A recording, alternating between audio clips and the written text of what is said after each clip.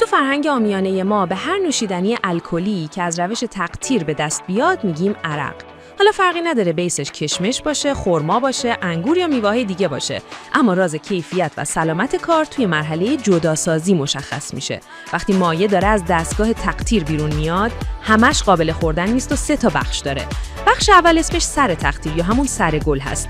این قسمت پر از متانول و استونه و باید دور ریخته بشه.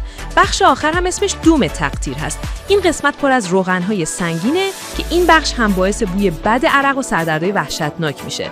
این وسط یه بخش طلایی داریم به اسم قلب تقطیر. عرق خوب دقیقاً همینه. یعنی یه تولید کننده ماهر و با اخلاق سر و ته کار رو جدا کرده و فقط قلب رو برداشته که همون اتانول خالص و با کیفیته. اینجا تو دربار قراره بیشتر راجع به دنیای نوشیدنی‌های الکلی صحبت کنیم. این حقته که بدونیم.